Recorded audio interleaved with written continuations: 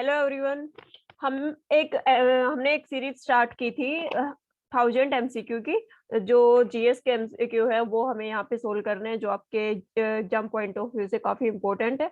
तो उसी सीरीज को कंटिन्यू करते हुए हम आगे अपने जो एमसीक्यू है वो सोल्व करने वाले हैं। आज की क्लास में भी कुछ एमसीक्यू हमने लास्ट क्लास में सोल्व कर लिए थे और कुछ आज की क्लास में आज हम सोल्व करने वाले हैं। तो फर्स्ट क्वेश्चन है अपने पास, which of following gas is naturally form via anaerobic decay of phosphorus containing organic matter।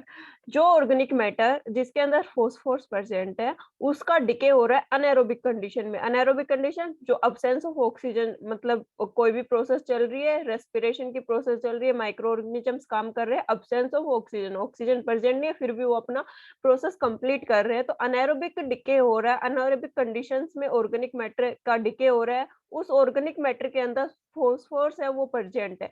तो फोस्फोरस प्रेजेंट है तो कौन सी गैस है वो प्रोड्यूस होगी?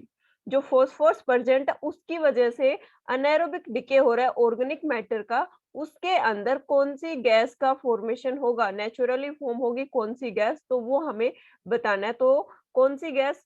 पर क्लोराइल, फ्लोराइड, फोस्जीन, फोस्फीन या फोस्फोरस पेंटाफ्लोराइड, कौन सी गैस की फॉर्मेशन यहाँ पे हमारे पास होगी वो हमें यहाँ पर बताना है। तो जब भी अनएरोबिक कंडीशंस में फोस्फोरस का डिके होगा, जिस ऑर्गेनिक मैटर के अंदर फोस्फोरस प्रेजेंट है उसका डिके होगा फोस्फोरस का, तो उस टाइम पे फोस्फीन गैस है उसकी प्रोडक्शन होता है। नेचुरली फोस्फीन गैस है वो प्रोड्यूस होती है। जब भी अनएरोबिक कंडीशंस में फोस्फोरस के ऑर्गेनिक मैटर में जो फोस्फोरस प्रेजेंट है उसका डिके होता है अनएरोबिक कंडीशन में, तो नेचुरली कौन सी गैस प्रोड्यूस होगी? फोस्फीन गैस है वो प्रोड्यूस होती है। तो अपना राइट आंसर हो जाएगा फोस्फीन। नेक्स्ट क्वेश्चन है अपना, the double bond between the two carbon atoms in the C2H4 molecules indicate। जो C2H4 तो यहाँ पे क्या है? इसको अगर बॉन्डिंग फॉर्म में लिखेंगे तो C double bond C, carbon के एक एक बॉन्डिंग के यहाँ पे हो गए, एक हाइड्रोजन इधर, एक इधर, एक इधर एंड 4 कार। इसके भी कितने हो गए? इसके भी जो 4 बॉन्ड्स है वो हो गए और इधर भी 4 बॉन्ड। कार्बन एक बार में 4 ही बॉन्ड की फॉर्मेशन कर सकते हैं। तो यहाँ पे हमें क्या बोला गया है कि भाई C2H4 मॉलिक्यूल्स के बीच में जो डबल बॉन्ड है वो किस चीज को इंडिकेट कर रहा है, किस चीज को रिप्रेजेंट कर रहा है? तो फर्स्ट ऑप्शन अपने पास, 2 pair of loan electrons, 2 pair lone electrons के जिनको वो डोनेट कर सकता है, या फिर 2 pair of unpaired electron, 2 unpaired electrons के पेयर को रिप्रेजेंट कर रहे हैं, या फिर 2 pair of mobile electrons, 2 mobile electrons को शो कर रहे हैं, या फिर फोर्थ ऑप्शन हमारे पास 2 pair of said electrons, 2 pair of said electrons. तो सेड इलेक्ट्रॉन्स को रिप्रेजेंट कर रहा है ये बॉन्ड। तो इन चारों के चारों ऑप्शंस में से किसको रिप्रेजेंट कर रहा है? तो जो कार्बन के 2 कार्बन है, इन दोनों के बीच में जो डबल बॉन्ड की फॉर्मेशन हो रहा है वो किस चीज को रिप्रेजेंट करता है? 2 pair of said electrons, said electrons को वो रिप्रेजेंट करता है। इन दोनों कार्बन के बीच में ये जो डबल बॉन्ड है ये इसको भी अपना मतलब बॉन्डिंग अपनी शो कर रहा है और इधर से भी बॉन्डिंग कर रहा है। तो जो सेड इलेक्ट्रॉन्स है उनकी बॉन्डिंग को ये रिप्रेजेंट करता है। तो फोर्थ जो ऑप्शन है वो इसका अपना राइट आंसर हो जाएगा। नेक्स्ट क्वेश्चन हमारे पास, which of following part of plant is selectively permeable. Plant cell का कौन सा पार्ट है जो कि सिलेक्टिवली परमेबल, मतलब कुछ चीजों को वो सेल के अंदर जाने की एंट्री देगा, वो हमें यहाँ पर बताना है। तो प्लांट की सेल वॉल होगी या फिर सेल मेम्ब्रेन होगी, साइटोप्लाज्म होगा या न्यूक्लियस होगा, कौन सा पार्ट होगा प्लांट सेल का जो कि सिलेक्टिवली परमेबल है, कुछ ही चीजों को वो सेल के अंदर एंट्री देता है? तो जो सेल मेम्ब्रेन होती है, सेल मेम्ब्रेन होती है वो सिलेक्टिवली परमेबल होती है। वो सेल से बाहर कौन सी चीज को एग्जिट आउट करना है या फिर सेल के अंदर किस चीज को एंट्री करवाना है, ये सेल मेम्ब्रेन के ऊपर डिपेंड करता है। और सेल मेम्ब्रेन हर एक जो पार्टिकल है या फिर कोई और भी चीज है उसको एंट्री नहीं देती है, वो सिलेक्टिवली परमेबल, पहले उस चीज का नेचर है उसको आइडेंटिफाई करेगी, देन उसको आगे एंट्री देती है। तो सेल मेम्ब्रेन है वो सिलेक्टिवली परमेबल मेम्ब्रेन होती है, तो अपना राइट आंसर हो जाएगा सेकंड।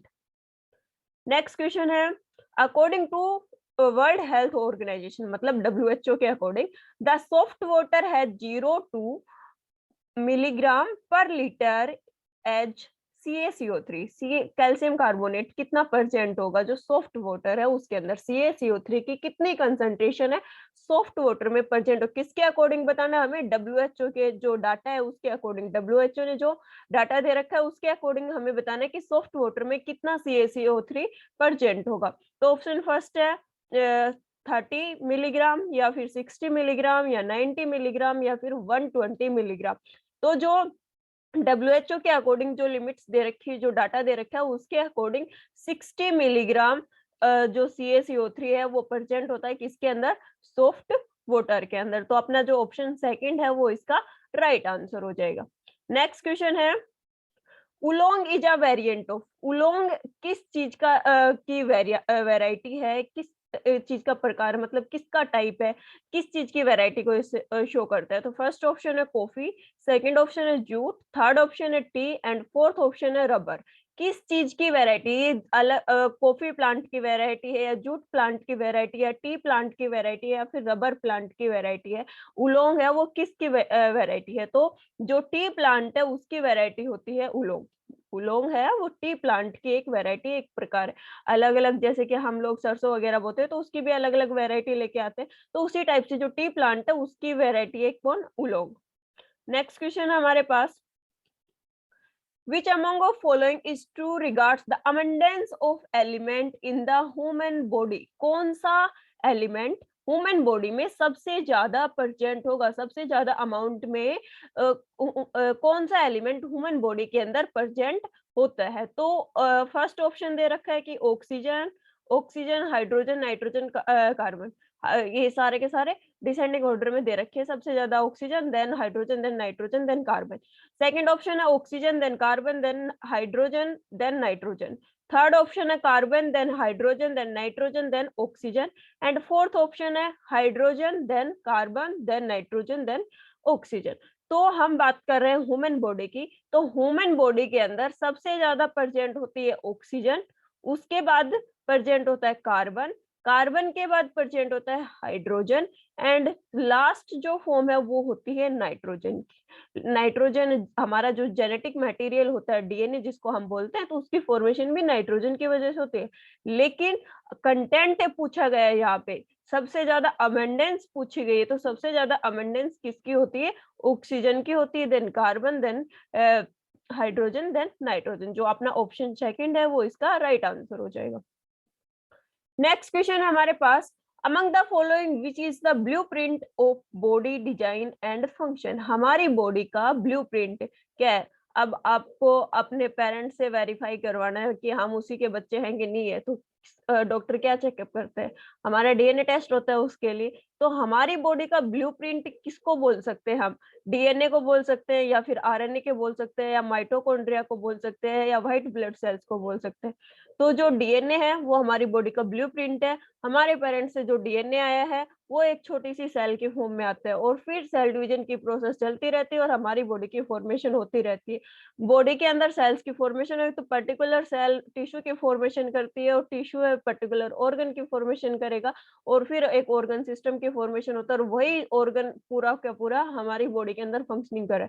मान लो अपना हार्ट है, हार्ट की फॉर्मेशन कैसे हुई होगी, पहले एक जो एम्ब्रियो फॉर्मेशन होती है तो एक पर्टिकुलर सेल है, सेल से फिर धीरे धीरे सेल्स डिवाइड हुई होंगी, फिर हार्ट की फॉर्मेशन हुई होगी। तो जो डीएनए हमारे पेरेंट्स से आया था वही क्या कर रहा है, उन सेल्स के अंदर प्रेजेंट है, और वही किसके हार्ट की फॉर्मेशन कर रहा है। और हार्ट का काम क्या है, ब्लड सप्लाई कंटिन्यू रखना। तो जो फंक्शनिंग का काम है वो भी कौन करवा रहा है, डीएनए। और जो ब्लूप्रिंट है बॉडी डिजाइन का वो भी क्या है, डीएनए। डीएनए की वजह से हमारी पूरी बॉडी की फॉर्मेशन हुई है। हर एक सेल में क्या प्रेजेंट होगा, डीएनए प्रेजेंट होगा, उसी का डुप्लीकेशन चलता रहता है, उसी के अंदर रेप्लिकेशन होता रहता है, और सेल्स है उनकी फॉर्मेशन होती रहती है, ऑर्गन सिस्टम की फॉर्मेशन होती रहती है। तो इसका जो फर्स्ट ऑप्शन है वो हमारा इसका राइट आंसर हो जाएगा। जो डीएनए है वो क्या है, हमारी बॉडी का ब्लूप्रिंट है। नेक्स्ट क्वेश्चन हमारे पास, the Calvin cycle has discovered using the radioactive isotope carbon. Calvin cycle ने जो रेडियो एक्टिव आइसोटोप कार्बन के बताए हैं, वो कितने कार्बन के रेडियो एक्टिव है वो डिस्कवर किए थे केल्विन साइकिल ने। तो कितने का किया था, 10 का, 19 का, 11 का या फिर 14 का। तो जो कार्बन के आइसोटोप, रेडियो एक्टिव आइसोटोप है, वो कितने के फॉर्म में होंगे, 14। 14 कार्बन 14 है, उसका एज आइसोटोप उसको माना जाता है। तो ये हो जाएगा फोर्थ आंसर, हमारा इसका राइट आंसर हो जाएगा, फोर्थ ऑप्शन है वो। नेक्स्ट क्वेश्चन है, a few organism can tolerate and thrive in a narrow range of temperature, such organism are called। कुछ ऑर्गेनिज्म है वो बहुत ही लो टेम्परेचर में भी सरवाइव कर सकते हैं, उन ऑर्गेनिजम्स को हम क्या बोलेंगे। एक मतलब पर्टिकुलर रेंज होगी उसकी कि इतने टेम्परेचर से इतने टेम्परेचर के बीच में ये ऑर्गेनिज्म सरवाइव कर सकते हैं। तो वो रेंज हमें यहाँ पर बतानी है। तो फर्स्ट रेंज नहीं बतानी, सॉरी, उन ऑर्गेनिजम्स का नाम बताना है। उन ऑर्गेनिजम्स को बोलेंगे क्या, जो इनकी पर्टिकुलर टॉलरेंस लिमिट है कि इतने टेम्परेचर के अंदर ये रह सकते हैं, इतने लो टेम्परेचर पे या फिर इतने हाई टेम्परेचर पे ये सरवाइव कर सकते हैं, उन ऑर्गेनिजम्स का नाम बताना हमें। तो फर्स्ट ऑप्शन है ओस्मेटिक, सेकंड है यूरिथर्मल, थर्ड है स्टेनोथर्मल एंड फोर्थ है हाइड्रोथर्मल। तो जो ऑर्गेनिज्म एक पर्टिकुलर लिमिट के अंदर टेम्परेचर को टॉलरेट कर सकते हैं, उनको हम क्या बोलते हैं, स्टेनोथर्मल ऑर्गेनिज्म। जो ऑर्गेनिज्म एक पर्टिकुलर लिमिट के अंदर टेम्परेचर है उसको टॉलरेट कर सकते हैं एक पर्टिकुलर रेंज के अंदर, उन ऑर्गेनिजम्स को हम क्या बोलते हैं, स्टेनोथर्मल। तो अपना जो थर्ड ऑप्शन है वो इसका राइट आंसर हो जाएगा। नेक्स्ट क्वेश्चन है हमारे पास, the catalytic converter of a car converts carbon monoxide to which of following gas. देखो, जब भी कोई कार है या कोई बस है, जब भी चलती है, जब फ्यूल बर्न होता है उसके अंदर, तो कार्बन मोनोऑक्साइड गैस है वो रिलीज होती है। कार्बन मोनोऑक्साइड को अर्बन पोल्यूटेंट भी बोला जाता है। तो जो कार्बन मोनोऑक्साइड है उसको कन्वर्ट करने के लिए कार के अंदर ही क्या लगा हुआ होता है, कैटालिटिक कन्वर्टर, ताकि पोल्यूशन है वो ज्यादा ना बढ़े। क्योंकि कार्बन मोनोऑक्साइड है वो ज्यादा हार्मफुल होती है as compare to carbon dioxide. तो कैटालिटिक कन्वर्टर है वो कार्बन मोनोऑक्साइड को किस गैस के अंदर कन्वर्ट कर देगा। जब कार है वो जो गैस रिलीज कर रही है फ्यूल बर्निंग के ऊपर, कार्बन मोनोऑक्साइड, तो कैटालिटिक कन्वर्टर वो उसको किस चीज में कन्वर्ट करेगा, कौन सी गैस में उसको कन्वर्ट करेगा। तो फर्स्ट ऑप्शन है अपने पास carbon dioxide, particulate carbon, carbonate या कार्बन डाइसल्फाइड, किसके अंदर कन्वर्ट करता है कैटालिटिक कन्वर्टर।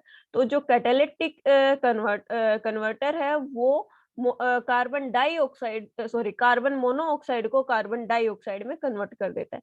जो कार के अंदर कैटालिटिक कन्वर्टर लगा हुआ है वो कार्बन मोनोऑक्साइड को कार्बन डाइऑक्साइड में कन्वर्ट कर देता है। तो इसका ऑप्शन नंबर फर्स्ट है वो इसका राइट आंसर होगा। नेक्स्ट क्वेश्चन है, Jenner introduce the method of making people immune to. Jenner एक साइंटिस्ट थे, उन्होंने, एक बायोलॉजिस्ट थे, उन्होंने एक मेथड बताया था लोगों को जो अपना इम्यून सिस्टम है उसको स्ट्रॉन्ग करने के लिए। लेकिन कौन सी डिजीज के अगेंस्ट इम्यून सिस्टम को स्ट्रॉन्ग करने के लिए उन्होंने मेथड बताया था, वो हमें बताना है। स्मॉल पॉक्स के अगेंस्ट या फिर रेबीज, कोलेरा या फिर पोलियो, किसके अगेंस्ट इम्यून सिस्टम को स्ट्रॉन्ग करने का जो प्रोसेस था, जो मेथड था, वो लोगों को बताया था। तो उन्होंने स्मॉल पॉक्स जो डिजीज होती है, स्मॉल पॉक्स छोटा चेचक जिसको बोला जाता है, तो जो स्मॉल पॉक्स डिजीज है उसके अगेंस्ट अपनी इम्यूनिटी को स्ट्रॉन्ग करने के मेथड्स है वो लोगों में बताए थे। लोग सभी को उन्होंने पूरा का पूरा उस चीज को इंट्रोड्यूस किया था। नेक्स्ट क्वेश्चन है अपने पास, identify the variable from below that does not describe the behavior of gases। कौन है जो कि गैसेज का बिहेवियर है उसको शो नहीं करता, इंक्रीज करेगा, डिक्रीज करेगा, उस चीज के उसका गैस के ऊपर या गैस का उसके ऊपर कोई इफेक्ट नहीं पड़ता, मतलब एक दूसरे से रिलेट ही नहीं करते। कौन सा वेरिएबल यहाँ पे प्रेजेंट है जो कि इस चीज को रिप्रेजेंट करेगा, तो टेम्परेचर। टेम्परेचर तो शो करता है गैसेज के ऊपर इफेक्ट। वॉल्यूम, वॉल्यूम भी शो करेगा, प्रेशर है वो तो करेगा ही करेगा। तो टेम्परेचर भी गैसेज के अगेंस्ट अपना रिएक्शन देता है, इंक्रीज डिक्रीज करने में, उनकी जो विस्कोसिटी है उसको इंक्रीज करेगा, डिक्रीज करेगा, या फिर उनको हल्का करने में, मतलब जैसे एयर के अंदर जो गैसेज है उन पे टेम्परेचर पड़ता है तो वो धीरे धीरे उनके जो बॉन्डिंग होती है मॉलिक्यूल्स की वो और ज्यादा दूर हो जाती है। वॉल्यूम है उसके ऊपर भी डिपेंड करता है गैसेज का जो बिहेवियर है वो, और प्रेशर के ऊपर तो करता ही है डिपेंड पूरा।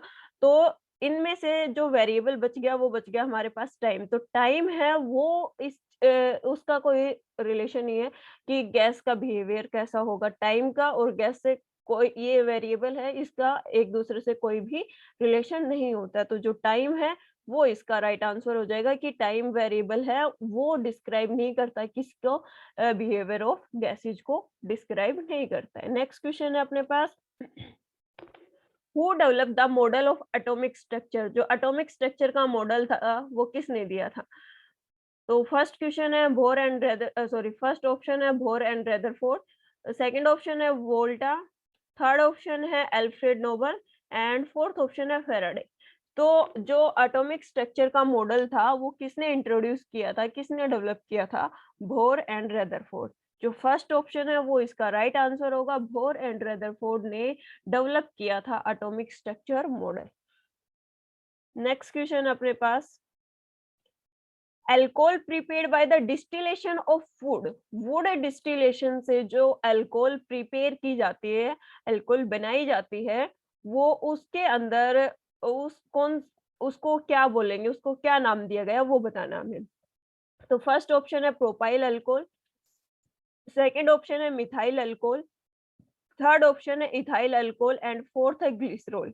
तो उसको क्या बोलेंगे? तो जो वुड डिस्टिलेशन की वजह से जो अल्कोहल प्रिपेयर की जाती है उसको बोला जाता है मिथाइल अल्कोहल, और ये बहुत ही पॉइजनस अल्कोहल होती है, जहरीली अल्कोहल होती है ये। नॉर्मली लोग जो ड्रिंक करते हैं उस अल्कोहल को बोला जाता है इथाइल अल्कोहल। तो यहाँ पे पूछा गया डिस्टिलेशन ऑफ वुड, वुड की डिस्टिलेशन की वजह से कौन सी अल्कोहल बनेगी, तो मिथाइल अल्कोहल है वो बनेगी।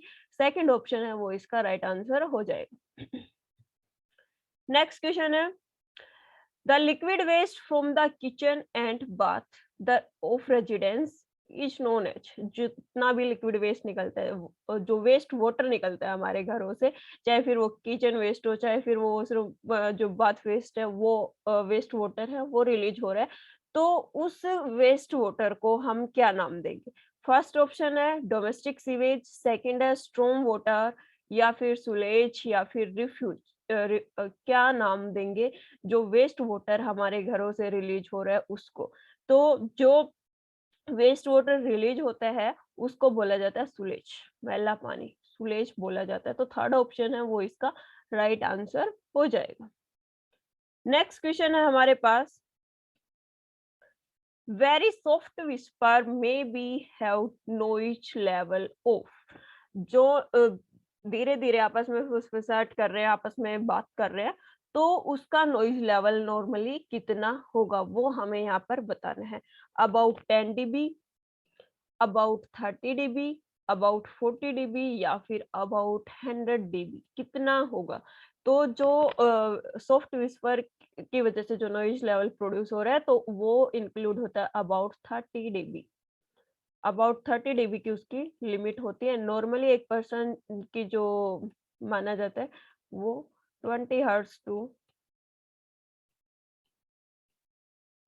20,000 हर्ट्ज तक जो नॉर्मल नॉइज लेवल है वो माना जाता है। और एक विस्पर का पूछ रहा है, नॉर्मली विस्पर कर रहे हैं उसका पूछ रहा है, तो उसका हो जाएगा 30 डेसिबल। नेक्स्ट क्वेश्चन है अपने पास, select a cell type which is a not a part of xylem। Xylem tissue का कौन सा पार्ट नहीं है वो हमें यहाँ पे बताना है। तो फर्स्ट है ट्रैकिड्स, सेकंड है जाइलम फाइबर, जाइलम पेरेन्काइमा, या फिर सिव ट्यूब्स। तो ट्रैकिड्स है वो भी जाइलम का पार्ट होता है, जाइलम टिश्यू का पार्ट होता है। जाइलम फाइबर है वो भी, ये तो नाम ही रिप्रेजेंट कर रहा है, तो जाइलम फाइबर भी जाइलम टिश्यू का पार्ट है। जाइलम पेरेन्काइमा है ये भी जाइलम टिश्यू का पार्ट है। तो बच गया कौन? Sieve tubes. जो सीव ट्यूब्स होती है वो फ्लोएम टिश्यू का पार्ट होती है, ना कि जाइलम टिश्यू का पार्ट।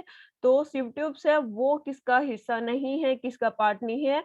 जो जाइलम टिश्यू है उसका पार्ट नहीं होगी।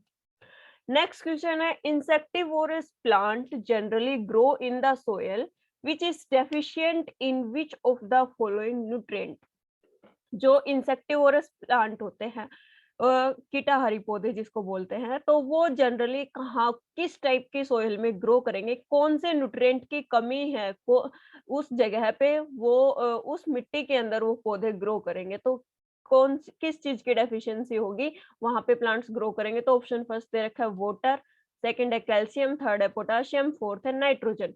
तो जिस सोयल के अंदर नाइट्रोजन की डेफिशिएंसी होती है वहां पर इंसेक्टिवोरस प्लांट्स होते हैं वो ग्रो करते हैं। जहां पर जो सोयल परसेंट है जहाँ पे प्लांट्स ग्रो करेंगे, तो उसमें नॉर्मली तो जितने भी प्लांट्स होते हैं उनको नाइट्रोजन चाहिए होता है, उनकी ग्रोथ के लिए नाइट्रोजन की रिक्वायरमेंट पड़ती है। हम खेतों में भी फसल लगाते हैं तो वहां भी हम एनपीके जो सॉल्यूशन होता है वो डालते हैं खेतों के अंदर। लेकिन जो इंसेक्टिवोर्स प्लांट होते हैं उनको नाइट्रोजन की रिक्वायरमेंट नहीं होती, इसलिए वो उस सॉइल में ग्रो करेंगे जहाँ पे नाइट्रोजन की डेफिशिएंसी है, नाइट्रोजन की कमी है। उस सॉइल में इंसेक्टिवोरस प्लांट्स है वो ग्रो करेंगे। तो अपना जो फोर्थ ऑप्शन है वो इसका राइट आंसर होगा। फोर्थ ऑप्शन है वो इसका राइट आंसर होगा। नेक्स्ट क्वेश्चन है, diplopia disease is related to which of following organ. Diplopia disease है वो कौन से ऑर्गन से रिलेट करती है, कौन से ऑर्गन से रिलेटेड है? तो फर्स्ट है ब्रेन, सेकंड है आइज, थर्ड है हार्ट एंड फोर्थ है ईयर। तो जो डिप्लोपिया डिजीज है ये आइज से रिलेट करती है, आइज से रिलेट करेगी ये। जो रेटिनल प्रॉब्लम होती है, जो हमारे जो लेंस होते हैं वो प्रॉपर वर्किंग नहीं करते हैं, आईसाइट है वो हमारी वीक हो जाती है। तो डिप्लोपिया डिजीज है वो आइज से रिलेट करेगी। नेक्स्ट क्वेश्चन अपने पास, gypsum is made added to clinker during the cement manufacturing to. जब भी सीमेंट की फॉर्मेशन होती है, जब सीमेंट बनाई जाती है उस टाइम पे जिप्सम ऐड किया जाता है उसके अंदर। जब सीमेंट का मैन्युफैक्चरिंग हो रही है उस टाइम उसमें जिप्सम ऐड किया गया। तो वो जिप्सम है वो किस लिए ऐड किया गया वो हमें यहाँ पर बताना है।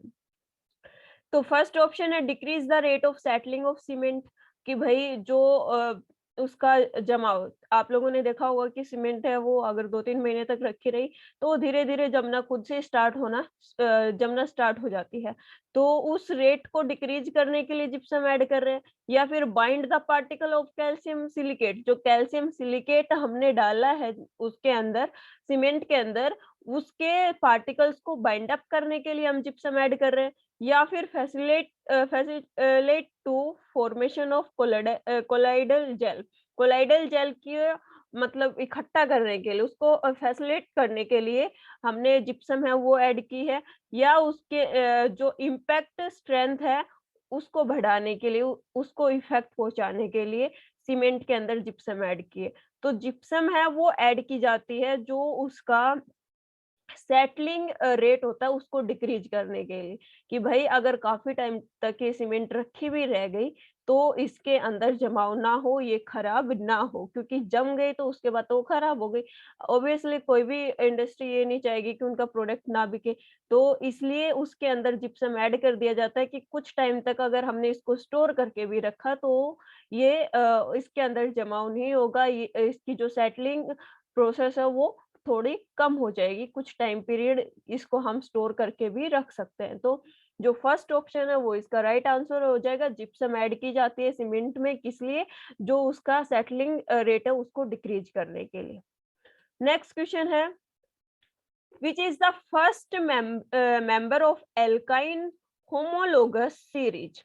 एल्काइन का पूछा है हमें, हमें सिर्फ ये देखो, एल्केन में लास्ट में ANE आएगा और जहाँ पे बॉन्डिंग है वो सिंगल बॉन्ड होता है। एल्कीन में डबल बॉन्ड होता है और लास्ट में जो मेंबर होगा उसके लास्ट में ENE आएगा। और जो एल्काइन होता है उसमें ट्रिपल बॉन्ड होते हैं मॉलिक्यूल्स के बीच में, और लास्ट में क्या आएगा? YNE।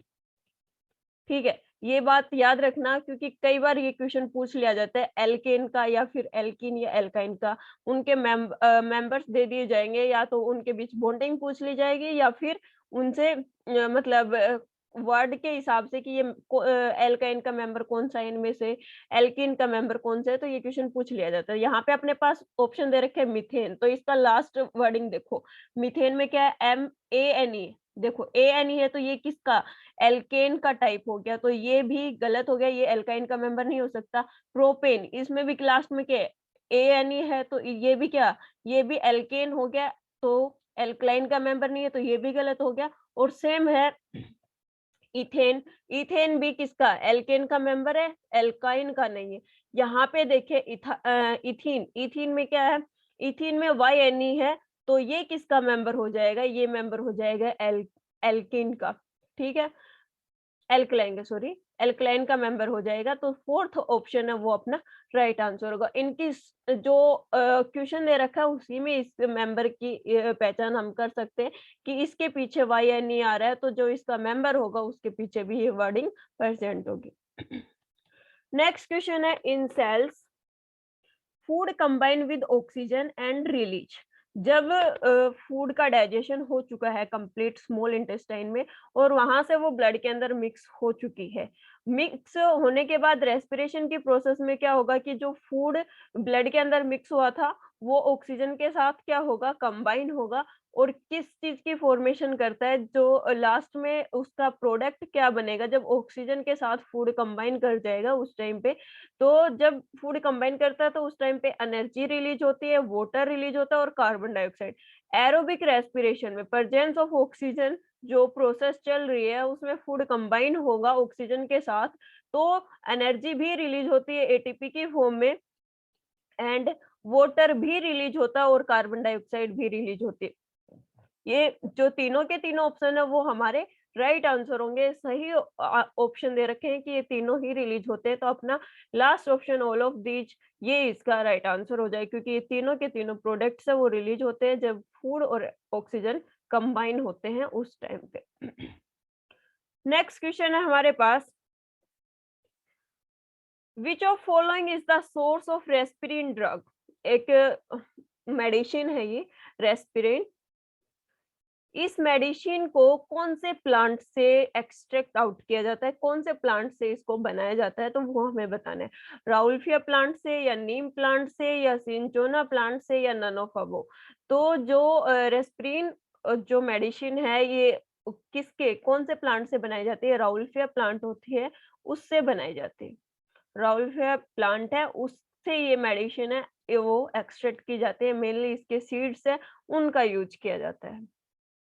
नेक्स्ट क्वेश्चन है, who propose the law of Octave. Octave law किसने दिया था, वो हमें यहाँ पर बताना है। ऑक्टेव लॉ किसने दिया था, डिमित्री मेंडेलीफ, या फिर रॉबर्ट बॉयल, या फिर JR न्यूलैंड्स, या फिर माइकल फैराडे, किसने दिया था। तो जो ऑक्टेव लॉ है ये JR न्यूलैंड्स ने दिया था। JR न्यूलैंड्स ने ऑक्टेव लॉ दिया था, प्रपोज किया था। नेक्स्ट क्वेश्चन अपने पास, deficiency of which element cause the white bud in maize. Maize के अंदर जो बर्ड फॉर्मेशन होती है, जो मक्का होती है उसके अंदर जो बर्ड फॉर्मेशन होगी वो व्हाइट हो जाती है। तो कौन से एलिमेंट की कमी से जब मक्का उग रही है, प्लांट हमने खेत में लगाया उस टाइम पे जब वो उसकी बर्डिंग प्रोसेस स्टार्ट होती है स्टार्टिंग स्टेज पे ही, तो उस टाइम पे वो बर्ड जो निकलेगी वो व्हाइट कलर की निकलेगी। तो कौन से एलिमेंट की डेफिशिएंसी है, कौन से न्यूट्रिएंट की डेफिशिएंसी है उस सोइल के अंदर, जिस वजह से ये कोच हो रहा है, जिसकी वजह से व्हाइट बर्ड की फॉर्मेशन हो रही है। तो ऑप्शन फर्स्ट है अपने पास जिंक, सेकंड है कैल्शियम, थर्ड है बोरोन, या फिर कॉपर। कौन सी की वजह से ये डेफिशिएंसी आती है, तो जिंक की कमी की वजह से। जिंक एलिमेंट है, जिंक न्यूट्रिएंट है, इसकी डेफिशिएंसी की वजह से जो मेज बर्ड है वो व्हाइट कलर की जब उसका जर्मिनेशन प्रोसेस है उस टाइम पे व्हाइट बर्ड की फॉर्मेशन होती है। तो जिंक इसका फर्स्ट ऑप्शन है वो इसका राइट आंसर हो जाएगा। नेक्स्ट क्वेश्चन है, which of following medicine increase the urine secretion, कौन सी मेडिसिन है जो कि यूरिन सिक्रेशन को बढ़ाती है, मतलब कौन सी दवाई हम ले रहे हैं जिसकी वजह से यूरिन सिक्रेशन है वो बढ़ जाता है। बार बार यूरिन सिक्रेशन, जो यूरिन फॉर्मेशन है वो ज्यादा हो रही है तो ऑब्वियसली यूरिन सिक्रेशन है वो भी ज्यादा होगा, तो कौन सी दवाई के लेने की वजह से ये प्रोसेस होती है। तो फर्स्ट ऑप्शन है एड्रेनलिन, मोनोरिटी, या फिर ड्यूरेटिक, या फिर न्यूट्रेटिक। कौन सी जो मेडिसिन है उसको लेने से ये यूरिन सिक्रेशन है वो इंक्रीज हो जाता है, बढ़ जाता है। तो जो ड्यूरेटिक टैबलेट्स होती हैं, मेडिसिन होती है, वो लेने की वजह से यूरिन सिक्रेशन है वो इंक्रीज हो जाता है। नेक्स्ट क्वेश्चन अपने पास glucose is a type of, glucose है वो किस टाइप की शुगर है, कितने मॉलिक्यूल्स है उस हिसाब पे हम डिपेंड करते हैं। तो ग्लूकोज का फॉर्मूला क्या होता है, C6H12O6। तो ग्लूकोज के अंदर कितने कार्बन परसेंट है, 6% है। तो 6 को क्या बोलते हैं नॉर्मली हम, हेक्सा वर्ड से रिप्रेजेंट किया जाता है। तो अपने पास ग्लूकोज का टाइप पूछा गया किस टाइप की शुगर है, तो अपने पास ऑप्शन दे रखे हैं, पेंटोज नहीं होगा भाई क्योंकि 6 मॉलिक्यूल है, टेट्रोज भी नहीं होगा और डाइओज भी नहीं होगा। तो बच गया कौन, हेक्सो। जो ग्लूकोज है वो एक हेक्सोज शुगर टाइप है क्योंकि इसके अंदर 6 कार्बन मॉलिक्यूल्स प्रेजेंट होते हैं, और 6 मॉलिक्यूल्स को हम किससे रिप्रेजेंट करते हैं, हेक्सा वर्ड से रिप्रेजेंट करते हैं। नेक्स्ट क्वेश्चन अपने पास which of following is include the biopesticide, कौन सा यहाँ पे जो अपने पास ऑप्शन दे रखे हैं वो कौन सा इंक्लूड करता है बायोपेस्टिसाइड्स को, वायरस बैक्टीरिया, वायरस और बैक्टीरिया से, या फिर वायरस बैक्टीरिया या फंगी, या फिर virus bacteria fungi protozoa and mites, ये सभी इंक्लूड होते हैं बायोपेस्टिसाइड में, या फिर वायरस बैक्टीरिया फंगी प्रोटोजोआ सिर्फ ये इंक्लूड होते हैं। जब बायोपेस्टिसाइड्स की फॉर्मेशन होती है तो उसमें virus, bacteria, fungi, protozoa and mites ये सभी के सभी इंक्लूड होते हैं। तो जो अपना थर्ड ऑप्शन है वो इसका राइट आंसर हो जाएगा कि बायोपेस्टिसाइड्स है वो वायरस को भी इंक्लूड करती है, बैक्टीरिया को भी इंक्लूड करती है, फंगस को भी, और प्रोटोजोआ एंड मिट्स सभी के सभी ऑर्गेनिजम्स है वो इंक्लूड होंगे। थर्ड ऑप्शन इसका राइट आंसर हो जाएगा। नेक्स्ट क्वेश्चन अपने पास, the life span of denial cell can be increase bye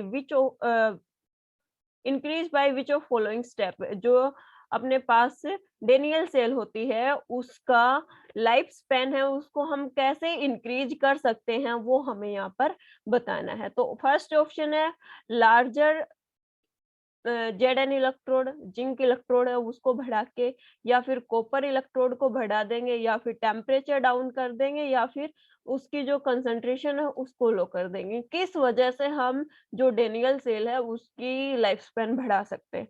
तो उसके अंदर अगर हम जिंक इलेक्ट्रोड है उसको बढ़ा दे तो जो डेनियल सेल है उसका लाइफ स्पैन इंक्रीज हो जाता है। तो फर्स्ट ऑप्शन है वो इसका राइट आंसर होगा। नेक्स्ट क्वेश्चन अपने पास, which of following is responsible for permanent hardness of water, जो वाटर है उसमें परमानेंट हार्डनेस के लिए कौन सा केमिकल या कौन सा एलिमेंट है वो मतलब एक मेन रोल प्ले करता है। फर्स्ट ऑप्शन है calcium bicarbonate, sodium chloride, calcium sulphate, या फिर कैल्शियम बाइकार्बोनेट। परमानेंट हार्डनेस की बात यहाँ पे कर रहे हैं यहाँ पे, तो कैल्शियम सल्फेट, जो कैल्शियम सल्फेट होता है उसके वजह से जो वाटर है उसमें परमानेंट हार्डनेस आती है। अगर कैल्शियम सल्फेट प्रेजेंट होगा तो वो उस वाटर को हार्ड वाटर में हम इंक्लूड करते हैं, इसकी कंसंट्रेशन मेजर की जाती है। तो थर्ड ऑप्शन है वो इसका राइट आंसर होगा। नेक्स्ट क्वेश्चन है, which of following does not belong to reptilian class, जो रेप्टाइल्स की फैमिली होती है उस फैमिली के अंदर जो ये अपने पास ऑप्शन दे रखे हैं इनमें से कौन सा ऑर्गेनिज्म इंक्लूड नहीं होगा वो हमें यहाँ पर बताना है। तो फर्स्ट ऑप्शन है लिजार्ड, सेकंड है स्नेक, थर्ड है क्रोकोडाइल, फोर्थ है फ्रॉग। तो जो फ्रॉग है वो किस पे इंक्लूड नहीं होगा, जो रेप्टाइल्स होते हैं उनके अंदर इंक्लूड नहीं होते हैं, बाकी सारे के सारे क्या है रेप्टाइल्स है। तो फोर्थ ऑप्शन है वो इसका राइट आंसर हो जाएगा।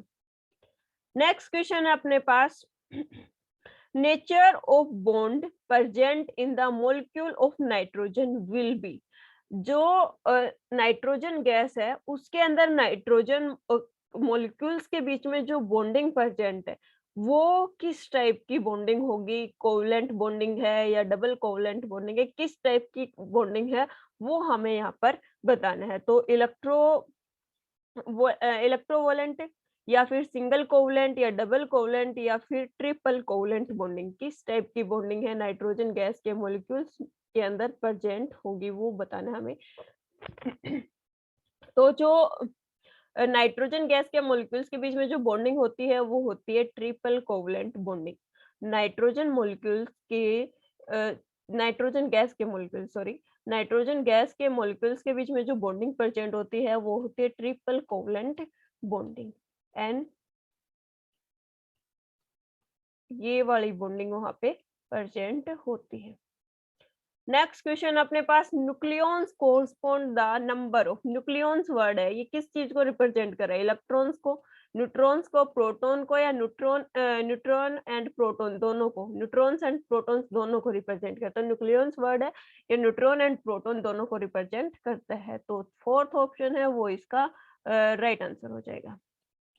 नेक्स्ट है, विच ऑफ फॉलोइंग मैमल ले एग, कौन सा मैमल है जो एग ले करता है। नॉर्मली तो क्या बोला जाता है, मैमल्स वो बेबी को बर्थ देते हैं, डायरेक्ट जो मतलब वो एग ले नहीं करेंगे, इंटरनल फर्टिलाइजेशन होगा, बेबी का डेवलपमेंट मदर के अंदर होता है और आफ्टर दैट बेबी बर्थ होता है।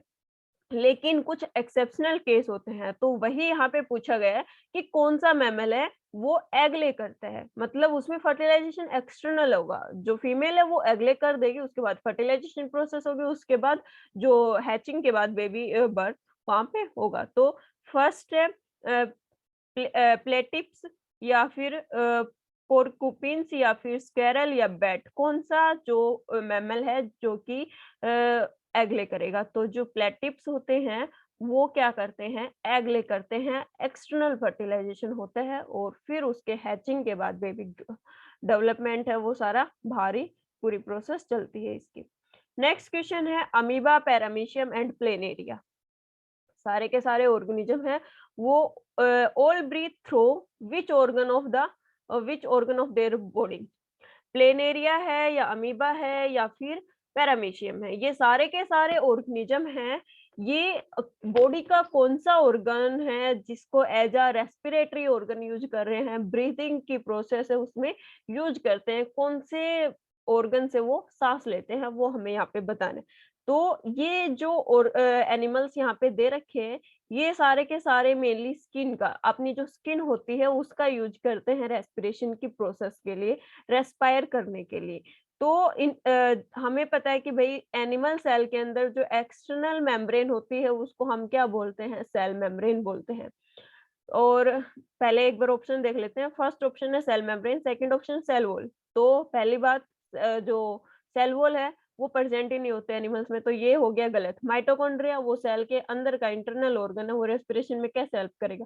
ट्रैकिया, ट्रैकिया प्रेजेंट ही नहीं होगा इनके अंदर। तो जो सेल मेम्ब्रेन है उसके थ्रू ये सारे के सारे ऑर्गेनिजम्स है वो रेस्पायर करते हैं। अमीबा, पैरामीशियम, प्लेनेरिया है ये सेल मेम्ब्रेन के थ्रू, इनकी जो एक्सटर्नल स्किन है उसके थ्रू ये सांस लेते हैं। नेक्स्ट क्वेश्चन होगा अपना, which of following is an ore of iron mineral, iron का हमें यहाँ पे क्या बताना है, एक मिनरल बताना है, सॉरी और बताना है कि आयरन मिनरल है, लोहा है, उसका एक और कौन सा होगा। तो मेलाकाइट होगा या बॉक्साइट होगा या फिर हेमाटाइट होगा या फिर क्रोमाइट होगा। तो आयरन का जो मेन ओर है वो क्या होता है, हेमाटाइट। क्रोमाइट में भी कुछ हद तक प्रेजेंट होता है आयरन, लेकिन कंप्लीट जो कैपेसिटी है वो आयरन की नहीं होती, बाकी और चीजों का भी ये मिक्सचर होता है। तो जो अपना थर्ड ऑप्शन है हेमाटाइट, ये किसका और होगा, आयरन का और होगा, और थर्ड ऑप्शन ही इसका राइट आंसर होगा। नेक्स्ट क्वेश्चन है अपने पास, ये अपने आज के 35 क्वेश्चन हैं वो कंप्लीट हो गए हैं। नेक्स्ट क्लास में आगे और इसी सीरीज को हम कंटिन्यू करेंगे। इसके साथ ही एक वीडियो और अपलोड होगी जिसमें हम इस पीवाईक्यू है, प्रीवियस ईयर क्वेश्चंस है वो सोल्व करेंगे। और अगर वीडियो आपको कुछ इन्फॉर्मेटिव लगी तो प्लीज़ लाइक कर देना, अपने दोस्तों के साथ शेयर कीजिए और जो चैनल पे न्यू है वो चैनल को सब्सक्राइब कर लीजिए ताकि आपको आगे जो भी वीडियो अपलोड हो उसका नोटिफ़िकेशन मिल सके। Thank you so much, have a nice day.